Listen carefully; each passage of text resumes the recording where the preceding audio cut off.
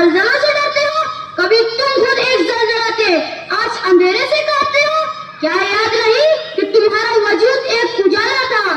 یہ بادلوں نے میلا پانی برسایا اور تم نے بھیگ جانے کے خدشے سے اپنے پائچے چلا لیے. وہ تمہارے اسلاف تھے جو سمندروں میں اتر گئے، پہاڑوں کی چھاتیوں کو روندا ڈالا. بجلیاں آئی تو ان پر مسکرا دیے، بادل گرجے تو کہکہاؤں سے جواب دیا، سر اٹھی تو اس کا رخ پھیر دیا.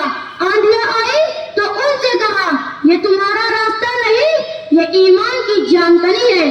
کہ شہنشاہوں کے گریبانوں سے کھیلنے والے آج خود اپنے گریبانوں سے کھیلنے لگے اور خدا سے اس درجہ غافل ہو گئے کہ جیسے کبھی اس پر ایمان تھا ہی نہیں. بے شک حاضرین، گواہ دی ہم نے جو اسلاف سے میراث پائی تھی، وہ تمہارے اسلاف تھے جنہوں نے اندلس کے ساحل پر کشتیاں جلائی تھی اور بحر ظلمات میں گھوڑے دوڑائے تھے. وہ تمہارے اسلاف تھے جنہوں نے سومنات کے بت گرا کر ہند میں وحدانیت کے پرچم کو وقار بخشا. وہ تمہارے اسلاف تھے جنہوں نے ساسانیوں اور تاتاریوں کے سہرا کو موڑ دیا. وہ تمہارے اسلاف تھے جنہوں نے قسطنطنیہ کی فصیلوں کے پرگوچے اڑائے تھے اور یورپ کے کلیساؤں میں صدائے توحید کو بلند کیا.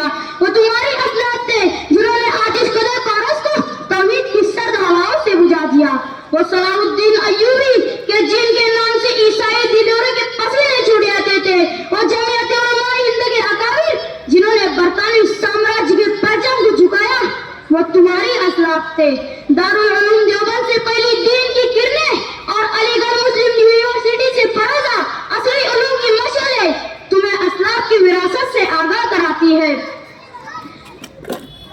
تمہیں اسلاف سے وراثت میں صرف جہاں پانی اور جہاں گیری نہیں ملی، بلکہ علم و فن کی عظیم وراثت بھی ملی جو شاید ہی کسی قوم کو میسر ہو. الخبر ازمی سے الجبرا، جابر بن عیان سے کیمیا، ابن سینا سے دواؤں کا علم، البیرونی و ادریسی سے جغرافیہ، الزہراوی سے علم و طب. غرض کے اسلاف نے تمہیں وراثت میں وہ سب کچھ دیا جس کی تمہیں ضرورت تھی. مگر افسوس، صد افسوس کہ ہم نے خالد بن ولید رضی اللہ عنہ کی تلوار کے بجائے طبلے اور ستار کو چنا. ہم نے ٹیپو سلطان کی راکٹوں کے بجائے پتنگ بازی اور کبوتر بازی کی. ہم نے گھڑ سواری و جہاں بانی کو چھوڑ شطرنج لوڈو میں وقت گزاری کی. ہم نے علم کی مشعلوں کے عوض ڈی جے اور موبائل خرید لیے. ہم نے بہادری و جوانمردی کی بجائے بزدلی، سستی اور کاہلی کو اپنایا. ہم نے شجاعت اور جانبازی پر چمچا گیری اور سیاسی دلالی کو فوقیت بخشی. ہم نے مساجد، مدارس، مکاتب کی بجائے چوک چوراہوں، ہوٹلوں، سینما گھروں اور مشاعروں کو آباد کیا. ہم نے کتاب اور قلم کی بجائے سوشل میڈیا سے تعلق بنا لیا.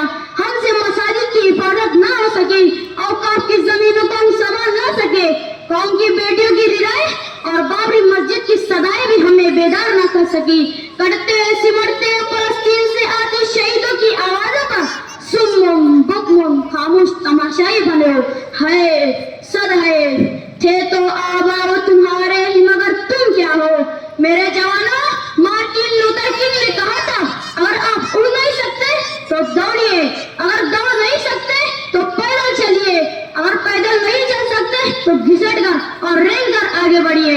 مگر رکیے مت، اپنا لیجیے اپنے اسلاف کے اخلاق حمیدہ، اوصاف درخشاں، انداز دلیرانہ، تاکہ سنبھال سکو اپنی تہذیب و تمدن، عزت و عظمت، عصمت و پاکیزگی، تاکہ حفاظت کر سکو اپنی مدارس و مساجد، خانقاہوں اور درگاہوں کی. اسی پیغام کے ساتھ الوداع کے.